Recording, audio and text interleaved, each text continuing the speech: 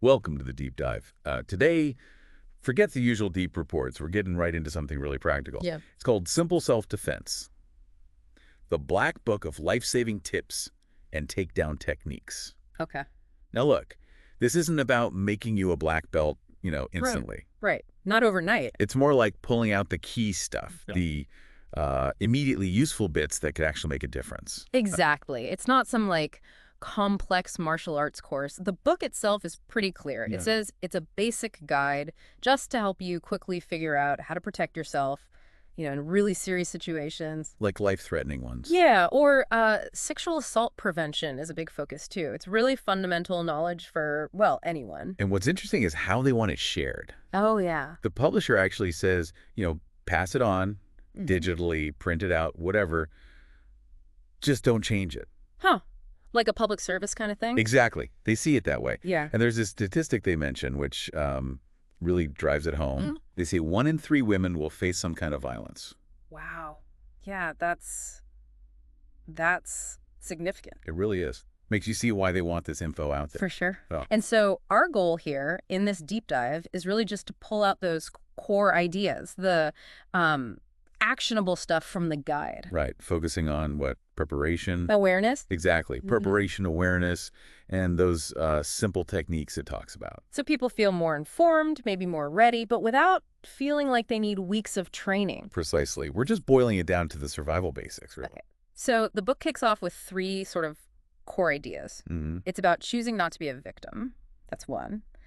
Then taking action if you have to. Right. Decisive action. And third, maybe most important, being prepared before anything happens. That's a really strong foundation, isn't it? Sets the tone. Yeah, it feels empowering. It does. It immediately says, look, safety isn't passive. You got to be proactive. You have agency. Exactly. And building on that, the very next point they stress is crucial. If you can get away, get away. Yeah. That is always, always priority number 1. Right. Escape first. Don't engage if you don't have to. Absolutely. Fleeing is success. Okay, but what if? What if you can't escape? Well, that's the next step. The advice then is use anything around you. Improvise? Like keys, a pen. Yeah, anything you can grab, turn it into a weapon. It's about, shifting your mindset in that crisis moment. Seeing everyday objects differently. That resourcefulness, yeah. Right. It's key.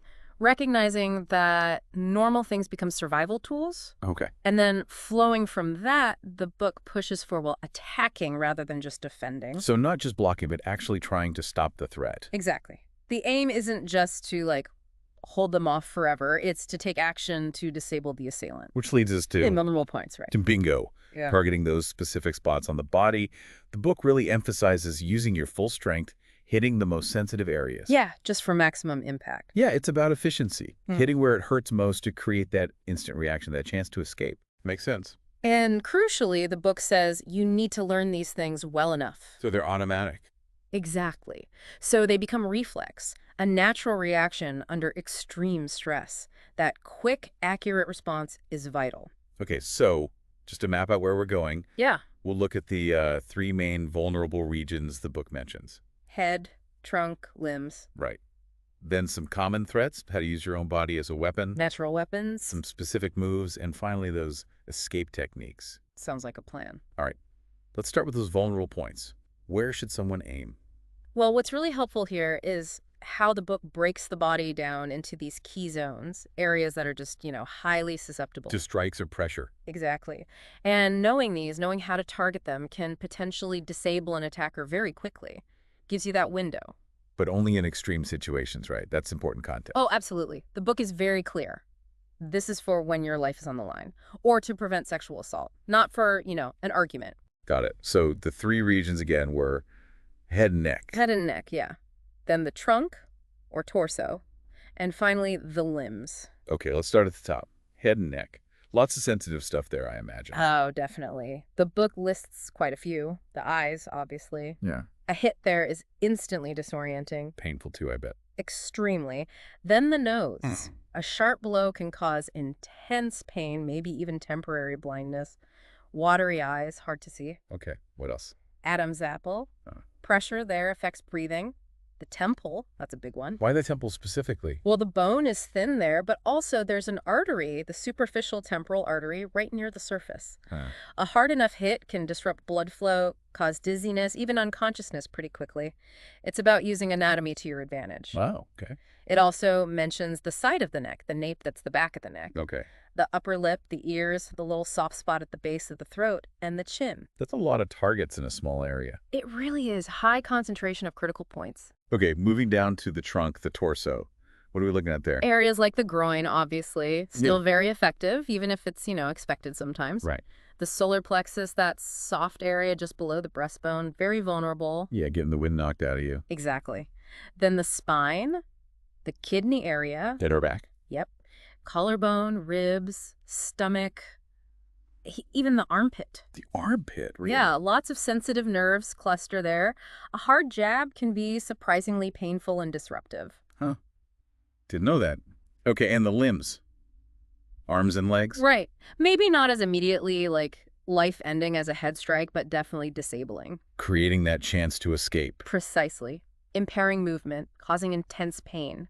The book highlights the instep top of the foot. Oh, yeah. The ankle, the knee joint, the shoulder, elbow, wrist, even the fingers. Fingers? How? Think about bending a finger back sharply, or a hard kick to the knee. It can instantly stop someone from being able to grab or chase you. It's a really detailed breakdown, isn't it? Mm-hmm. Makes you think about the body differently. As a collection of specific targets, yeah. Okay, so we know where to aim, according to the book. Yeah. How do we actually do it? That brings us to using your body's natural weapons. Yeah, and what's smart here is how the book focuses on technique, not just raw strength. Right, because not everyone is strong. Exactly. It shows specific ways to use parts of your body to maximize the force on those vulnerable spots we just talked about, directing your natural power effectively. Okay, first one mentioned is the knife edge of the hand, like a karate chop. Pretty much, yeah. You extend your fingers straight, press them tight together, thumb tucked in along the side. Make that little finger edge really hard and rigid. Yeah, how do you use it? They give examples like striking the upper lip, maybe with an upward angle if someone's right up close, Okay. or a sharp hit to the side of the neck, either a backhand swing or a forward slash. They suggest that kind of focused hit can disrupt nerves, maybe even cause unconsciousness. It's about precision then, not just flailing. Exactly. Specific tool, specific target, maximum effect. Next up is the heel of your hand. The palm heel. Right. You fold your fingers tight at the second knuckle, then sort of push the base of your palm back towards your wrist. Creates a solid hitting surface. And where do you hit with that? They specifically recommend the chin, and they make a point of saying it's actually better and safer for you than using a fist. Safer. Why? Because if you make a fist wrong, especially under stress, you can easily break your own hand. The heel strike avoids that. That's really practical advice. Your instinct might be to punch. Right, but this might be more effective and less likely to injure yourself. Then there's using your fingers folded at the second knuckle. How's that form? Keep your thumb pressed tight against your forefinger, stiffens the hand, keep the wrist straight. And the idea is? A more focused, penetrating blow concentrates the force. They mention using it specifically to hit the stomach. Okay, like a jab. Sort of, yeah. Yeah. More penetrating. And they briefly mention the little finger edge of a closed fist for powerful blows. But the focus is more on these other methods. Seems to be, yeah. Maybe because they're less likely to cause self-injury or require perfect form. And lastly, using your shoe. Makes sense. Yeah. Especially heels. Exactly. The heel or even the hard inside or outside edge of your shoe, great for attacking those small bony spots. Like the instep or ankle we mentioned. Perfect for those. Yeah, instep stomp, kick to the ankle bone. Your shoe's a hard weapon. Okay, so we know where to aim. We know what parts of our body to use. Let's put together the effective moves section. Right. This is where it gets practical. Yeah. Specific applications. How to use those weapons on those targets. First up, striking the nose. Yep. Using the knife edge of the hand. A sharp, forceful hit to the bridge of the nose. On the effect. Intense pain, they say, and possible temporary blindness. Watery eyes, disrupts vision, maybe breaks the nose, enough to create an opening. Definitely sounds incapacitating. Then striking the temple. Again, knife edge of the hand is suggested, and they reiterate why it's effective. Thin bone, that artery, the nerve. High risk of concussion. Easily cause a concussion, yeah. It really underlines the potential impact and the danger of these moves when done right. And the rabbit punch. striking the nape, the back of the neck. Right. Also with the knife edge, they suggest it's good when an attacker's upper body is open. Like if they're charging low or leaning over. Exactly. Say they lunged and missed, or bent over after a groin kick. Their neck is exposed. A downward chop there can be very effective. It's about spotting those openings. Seizing the opportunity. Now, attacking the eyes sounds intense. It is, and presented that way. The book says, look, if you don't have pepper spray or something. Blinding them temporarily is key. Right. They advise using stiffened index and middle fingers, held like a V shape, and driving them straight into the eyes. Again, the goal is that immediate, overwhelming reaction so you can escape. Wow. Okay. Next one sounds even more serious. Attacking the ears. Yeah, this one comes with heavy warnings. Life or death, prevent sexual assault only. If your hands are free, you cup them tightly, then clap them simultaneously, hard as you can, over the attacker's ears. And the danger. Extremely dangerous, the book warns. Can rupture eardrums, the pressure wave might even affect the brainstem. Potentially fatal? So only in the absolute worst case scenario. Absolutely. It really highlights the severity of situations these techniques are meant for. Okay, moving down a bit. Attacking the base of the throat, that little dip. Yeah, that indentation. They suggest a quick jab with 1 or 2 extended fingers. What does that do? Causes severe pain, gagging, coughing, disrupts breathing and balance. Shouldn't make them let go if they're holding you. And the groin attack. Kick or knee. Still effective, the book says, even though it's well known. A solid hit can definitely put someone down. But they might expect it. Yeah, they mentioned that. Some attackers might guard against it because it's obvious. So maybe use it as a surprise or in combination with something else. Makes sense. Okay, what about breaking holds? Like if someone grabs you from behind? There's one for an underarm hold from the rear. They say grab one of their fingers with one hand and their wrist with your other hand. Okay. Then push down hard on their wrist while bending that finger back towards the wrist. Leverage and pain. Ouch. Yeah, that sounds like it would work. Break the grip. Should do. And then there's using those folded knuckles we talked about earlier. Nice shot. Yeah, a focused blow to the stomach to break a hold, create some space. And using your feet again. Stomping the instep. Definitely. Forceful stomp on the instep, especially good with the heel. And kicking the ankle. Sharp kick to the outside ankle bone with the edge of your shoe. Very painful, can disrupt balance. These lower body strikes seem really useful for creating distance. Yeah, break balance, make them shift weight, then you can target somewhere else or just run. Okay, so we know how to strike, where to strike. What if someone actually grabs you? Right. Let's get into the escape techniques. Right. First one is for a chokehold from the front. Someone's strangling you face to face. Scary situation. Yeah. What's the move? 3 steps. First, clasp your hands together tightly. Interlock fingers, wrap thumbs. Okay, got it. Second, forcefully drive those clasped hands up between their arms, trying to break their grip on your neck. Create space. Exactly. Third, immediately bring those same clasped hands down hard onto the bridge of their nose. Oh, double whammy. Yeah. Break the choke, then incapacitate. They note it can also make their eyes water, adding to the disorientation. Powerful response. Okay, next. A two-handed grip on both your wrists? Like they're trying to control your arms? Classic control move, yeah. The book suggests stepping forward with one foot and bending both knees. Lower your center of gravity. It's stable. Right. At the same time, bend your arms, bring your elbows close into your lower belly. Okay. Then it's one quick explosive motion. Straighten your legs, pull your body back, and push your arms up and out. Break your wrists free towards their thumbs. Why towards the thumbs? That's usually the weakest point of the grip. Yeah. The book really stresses that speed is key here. Quick, sharp movement. Leverage and momentum. Makes sense. What about a bear hug from behind, arms pinned? Yeah, really restrictive, dangerous hold. First step, try to loosen their grip a bit. Stomp hard on their instep or kick back sharply at their shins, that momentary pain or distraction. Create an opening. Exactly. Then, simultaneously, raise your elbows up high, like shoulder height, while bending your knees to lower your body. Get lower. Make yourself harder to hold. And harder to lift, yeah. Then, the final part, forcefully drive an elbow straight back into their midsection, solar plexus, stomach. Shh. Break the hold, give you a chance to spin out and run. The book points out your elbow is a really strong, bony weapon. Okay, that's a good one. Yeah. Last escape technique. Forced to the ground. On your back, attacker on top, holding your wrists. Yeah, a really vulnerable spot to be in. This one's a sequence. Okay, break it down. First, put your hands on top of their hands, pinning their hands to your chest. Control their hands first. Got it. Next, bring your legs up and hook your feet behind their head. Lock your ankles if you can.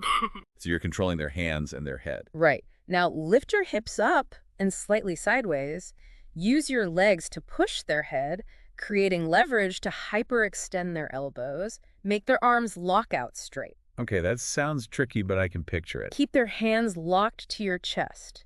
Now, roll your whole body weight hard over to one side, they say the right side. What does that do? It should create space, maybe balance them, and it frees up your right leg, which you then use to kick. Yeah.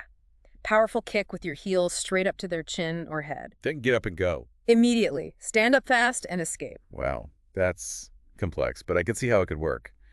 Needs coordination, though. Definitely. Controlling hands and head first is crucial for the leverage, then the roll and the kick. These escapes, yeah, they sound simple when you list the steps, but under pressure. Exactly. Quick thinking, decisive action is everything. Now, the book also has this section, life-saving tips, more general awareness stuff. Yeah, and honestly, just as important as the physical moves, maybe more so. Because prevention is better. Absolutely. Like the book says early on, being prepared, being aware, that's often your best defense. These tips are about lowering your risk. Okay, what are some examples? There's a really striking one about being thrown in a car trunk. Oh, yeah. That one stands out. What does it say? Kick out the taillights immediately. Yeah. Then stick your arm out the hole and wave like crazy. The idea being... The driver might not see you, but other drivers will. It's a desperate signal for help. Apparently, it's actually saved lives. That's incredible. Thinking outside the box, literally. What else? A simple one, always take the elevator, not the stairs. Why? More isolated. Yeah, stairwells can be lonely, potentially dangerous spots. Elevators are generally safer. Makes sense? Parking lots too, right? Big focus there. Huge focus. Be hyper-aware. Look around constantly. Check inside your car before you get in. Where specifically? Passenger floor, back seat, places someone could hide. Good point. What about parking next to big vans? They suggest entering your car from the passenger side if you're parked next to a big van. Attackers sometimes use the van as cover to force someone into their vehicle on the driver's side. Passenger side gives you more visibility. Smart. And look confident. Yeah. Walk tall, look up, make eye contact. Project awareness. Don't look like an easy target. Also, be wary if a man is just sitting alone in the car right next to yours. What should you do then? Consider asking for an escort from the store or building security if you feel uneasy. Better safe than sorry. These are all about reducing that element of surprise. Exactly. And they also mention, pretty importantly, how alcohol and drugs impair judgment. Makes you more vulnerable. Significantly. Affects your awareness, your decision-making. Crucial safety point. What about apartment safety? Be cautious about strangers hanging around the entrance. Try not to let them see you go into your place alone. Right. And hold your landlord accountable. Good locks, good lighting in hallways and outside. Keep bushes trimmed so people can't hide. And know your neighbors. Yeah, neighbors looking out for each other is a good safety net. Okay, last area. Safety when you're just out and about. Number 1 tip. Tell someone your plans. Who, what, where, when. Exactly, so someone knows where you're supposed to be and when you should be back. Good idea. Try not to be alone. If possible, yeah. Stick with at least one other person. Meeting someone new. Neutral, public place. First few times, definitely. Makes sense. Carry cash. Enough for an emergency phone call and a cab ride home, just in case. And the big one, drinks. Absolutely critical. Never leave your drink unattended.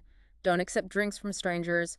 Risk of drink spiking is real. That's a really solid list of preventative tips, all about minimizing risk. Totally. Being proactive. Now, before we wrap up, we absolutely have to mention the disclaimer in the book. Yes. Very important. What does it cover? Basically, it says the info is just for educational purposes. Right. And these techniques, they can be dangerous. Applying them forcefully could cause serious injury. Yeah. That needs to be crystal clear. So they should only be used when your life is in immediate danger, or to stop a sexual assault, only then. And there's no guarantee they'll work. No guarantee at all. And the publisher, the distributors, they aren't responsible for any injuries that might happen from trying these things. That's crucial context. This isn't a game. It's serious information for potentially dire situations, and using it carries risks. Exactly. Understanding the potential consequences is just as important as understanding the moves themselves. Okay, so let's try and pull this all together. This deep dive into simple self-defense. What are the big takeaways? Well, I think number one is that preparation and awareness are huge. They're your first line of defense. Preventing things before they start. Right. But if prevention fails, knowing some of those vulnerable points, knowing a few basic techniques, it can empower you. It gives you options. Use a sense of agency, like you said earlier. Yeah, and remembering that core message, escape, is always the primary goal. Get away if you possibly can. What I think is really valuable about this kind of resource is how it tries to give you that sense of preparedness, even if you haven't done years of training. Right. Some fundamental knowledge. Yeah, and adopting that proactive mindset, it can make a real difference in how you feel and potentially how you react. And the fact that the book itself encourages sharing this. It really reinforces that public service idea. Yeah. Hopefully breaking it down like this has given people some useful insights, things worth thinking about, maybe passing on. Definitely. And on that note, maybe here's a final thought for everyone listening. Okay. Just take a second to think. Which of these simple things, these awareness habits or preparations, could you actually build into your daily routine? Like checking the back seat of your car or always taking the elevator. Yeah, even small shifts. Yeah. Tiny changes in how you think or act. They can add up. It's not about being scared all the time. Not at all. It's about being informed, feeling a bit more empowered, and, just being ready.